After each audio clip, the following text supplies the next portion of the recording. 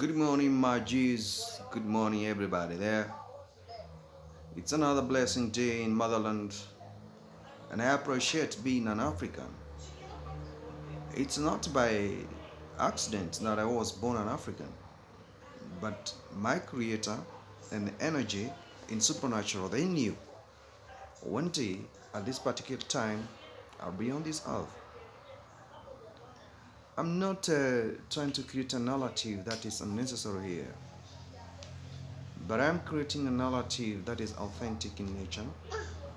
And I do believe there's a reason for me to be where I am.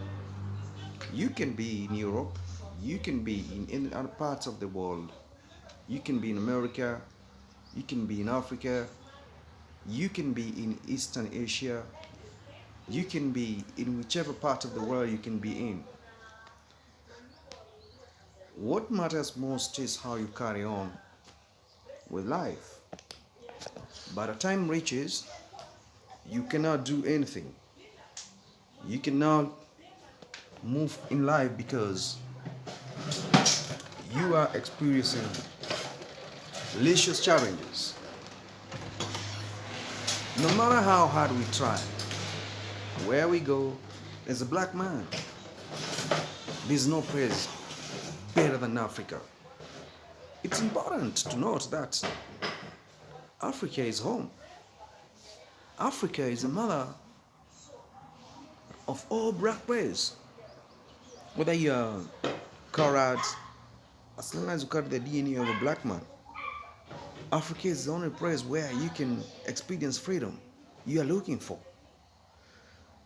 I don't buy this ideology or concept of submission in corporate environment whereby you are coerced to embrace their customs and culture and way of doing things, even academic system.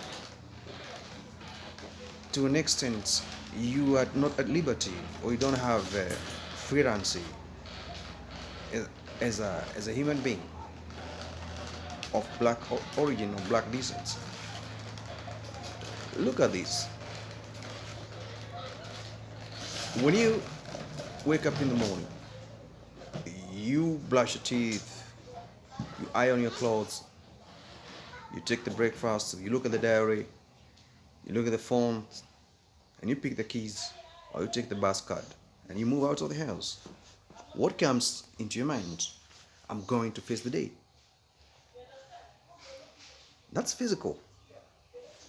Emotional feelings appears as the journey kicks off. The moment you get out of the house, where are you heading to? You're going to the place of work where you have been working for the last 15 years, 20 years. If emotionally you are demoralized, or rather not in a better position to accommodate the interests of the physical, the day is ruined. Being in an environment whereby you're watching your back, you're careful on what you do. I have a little one here who is giving me lollipop. You can say hi to the world. Say hello, the Americans. Hello, the Americans. Come to Africa. Come to Africa. We love you here. We love you here. There is liberty and there is peace. There is a tender peace. We love you. We love you. I'm taking my lollipop. I'm taking my lollipop. I'm taking my lollipop. Yeah, beautiful, beautiful. All right, let me go back to the conversation. That's a little child here who is embracing peace and liberty here in Africa. As a diasporan, the moment you relocate or repatriate the motherland, you encounter familiarity, physically and spiritually. But this is not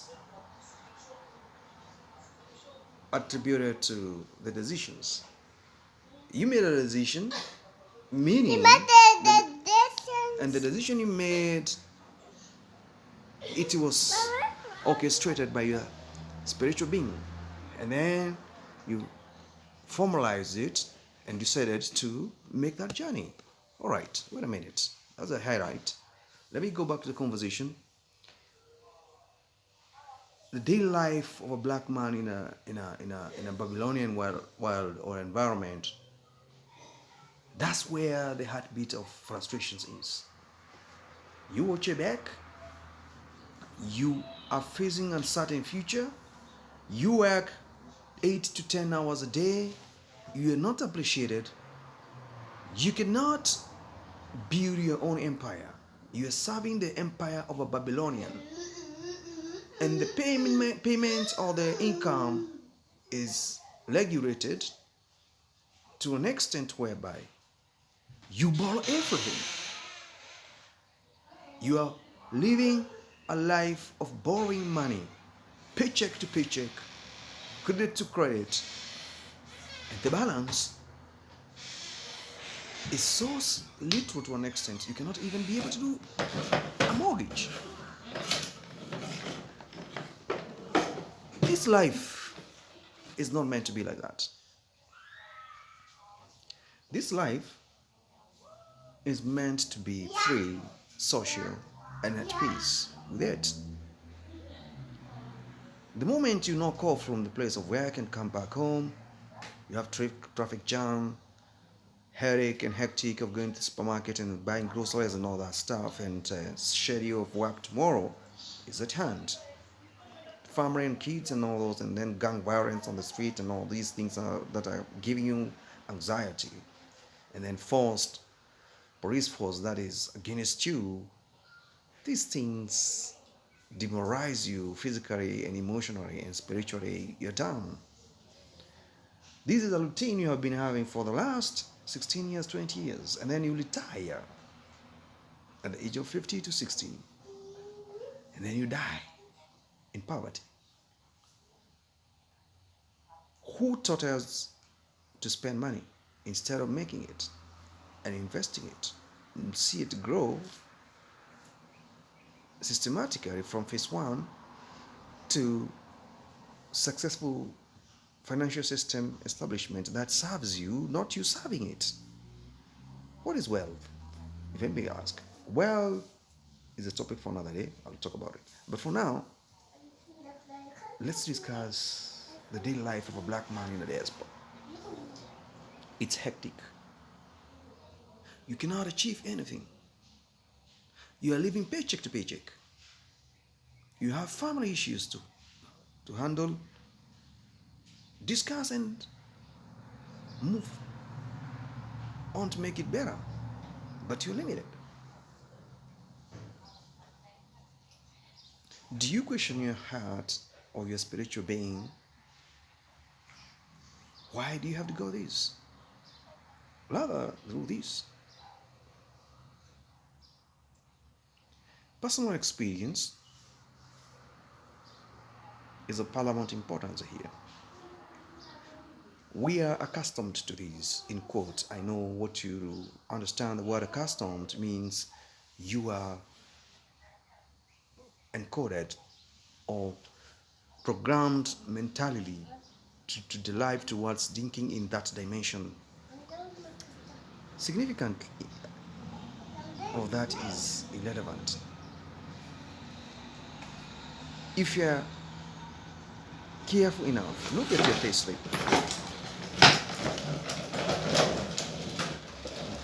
What do you gain? Nothing. Environment, nothing. Physically, nothing. So what next? That's the question. Yesterday,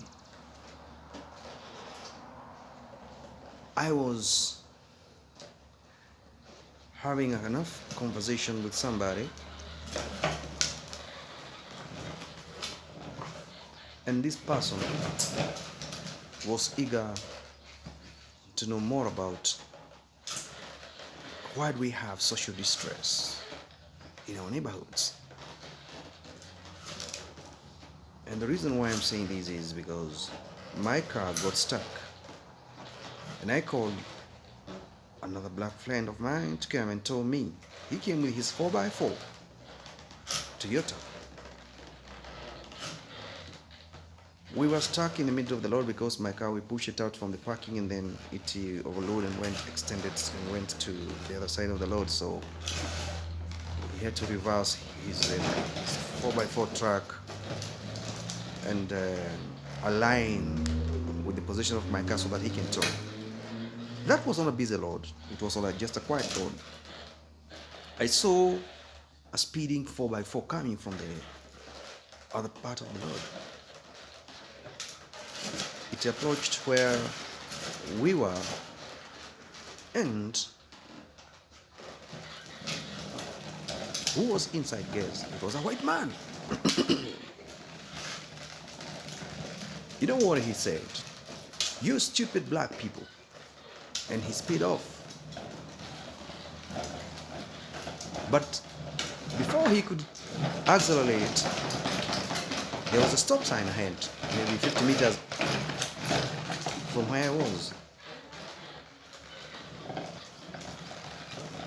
I did not hesitate to open my mouth and hurl words to him back.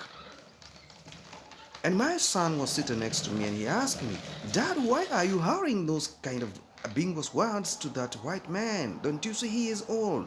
I told him, "Wait a minute here, my son. This person is Caucasian. And this person, he met us here and he saw physically what I was doing with my comrade here, my friend rather. He disrespected me entirely and went to an extent of opening his mouth and insulted or assaulted me. You wanted me to keep quiet. You are the one who heard what he said. Now you wanted me to keep quiet and let him go scot-free. And then you ask me the question you're asking me." I said I will not bow down to white supremacy.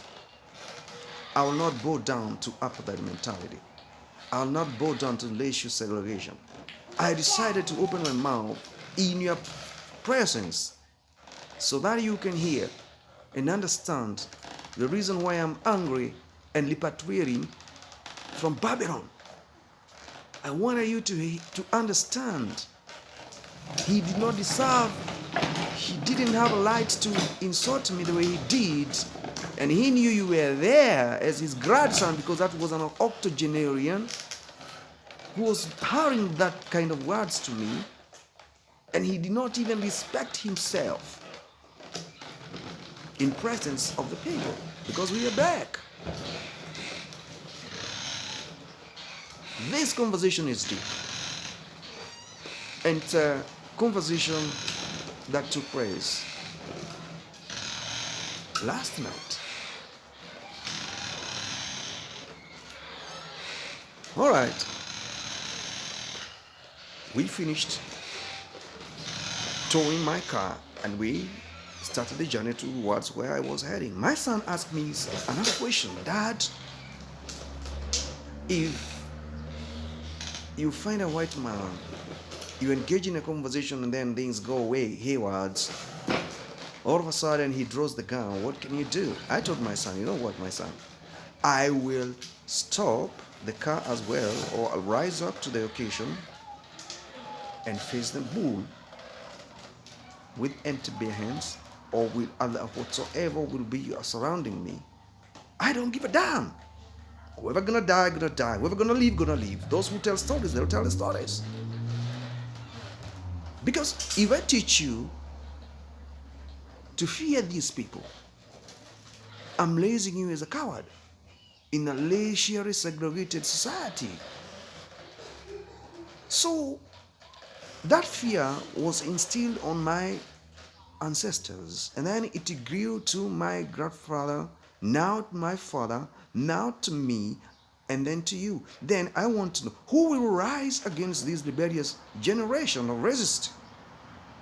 It has to begin with me. Then I train you to resist and rebel against these people. You cannot do that to me because you have a mentality. I'm inferior. Who told you I'm inferior?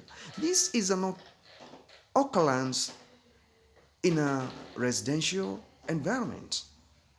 The worst part of this is, as I go back to the topic, it's happening in a working environment. And when you look at the structure of that organization, capital owner, who is a white man, favored by the policies put in place. I'm just a worker. Is a black man or is a black person? So when will I rise and change these policies that will favor me? Do I have the numbers? Because the only way I can change the policies in a national level is through constitution derogation matters, meaning the Parliament and Federal Reserve, Supreme Council, Executive, Judiciary, and Legislature. I don't have the numbers. Meaning, my ancestor was a slave, I am a slave, my grandfather was a slave, my great-great-great-grandfather was a slave, and inherited this unfair society and tolerated these unfair behaviors in working environment, social environment, investment on business environment, in religious environment. So how will I get out of this? I have to plant the seed of rebelliousness towards racism in the mind of my child, because he gonna see what my father is doing. His grandfather never did it, but he is teaching me to do it because he wants me to be a changed man and to be a fearless general who is Pan-Africanist, who is not capitalistic, who is a socialist.